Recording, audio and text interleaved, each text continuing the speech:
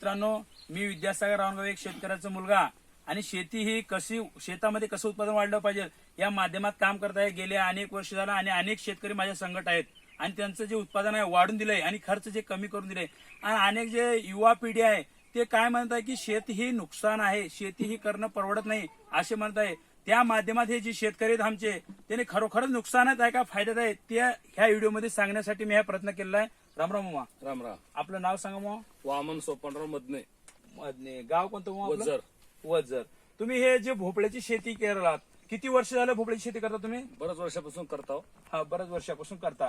तर ह्याला मल्टीप्लेअर तुम्ही सुरुवातीपासून वापरले ना? नाही नाही, नंतर वापरलं. तुमचं जे मार्गदर्शन मिळालं हा, तेव्हापासून वापरलो. तेव्हापासून वापरलं. मग वापरल्यामुळे काय तुम्हाला फरक आलाय का? मल्टीप्लेअर चांगला फरक आहे, चांगला फरक आहे म्हणून आम्हाला त्याच्यावर थोडं भार ठेवले आहे मल्टीप्लेअर.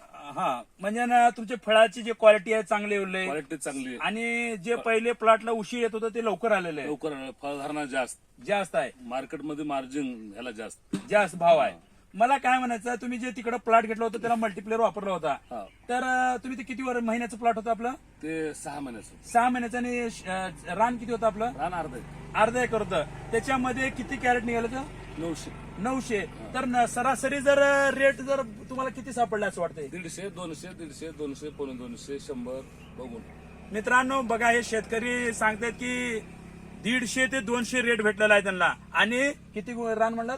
अर्धा एकर रान आहे, 20 गुंठे रान आहे आणि 900 कॅरेट निघाले आहेत. तर तुम्हीच विचार करा की शेती हे घाट्याचं आहे का फायद्याचं आहे. मला ह्या व्हिडिओमध्ये हेच करायचं आहे आणि माझं स्वप्न पण आहे की शेतकरी हा मोठं हो, शेतकऱ्याचं उत्पन्न वाढाव, ह्या माध्यमात काम करत आहे. अनेक युवा पिढी काय म्हणजे शेती सोडून चाललंय. मित्रांनो, पैसे भरपूर अनेक ह्याच्यामध्ये मिळू शकतात, पण जेवण मिळत नाही. हे महत्वाचं काम आहे. त्यामुळे मित्रांनो, मी हे व्हिडिओ काढण्याचं एकच माध्यम आहे की शेतीचं उत्पादन वाढलं पाहिजे. आणि खरोखर तुम्हाला काय वाटतं, शेती हे घाटा आहे का फायदा केला? फायदा आहे.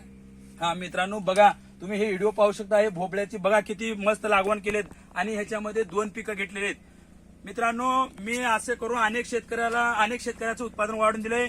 आणि बघा, असं सगळ्या पिकाचं मी काय केलंय माहिती का, त्याचा एकत्र अभ्यास केलाय. तुमची कोणतीही शेती राहू द्या, तुम्ही मला संपर्क करा. अनेक शेतकरी असे मी मुलाखत घेतलंय जेणेकरून डायरेक्ट आणि त्यांच्याकडून माहिती घेतली. आणि ह्या प्रोडक्टमुळे काय म्हणजे शेतकऱ्याचं उत्पादन वाढत चाललंय.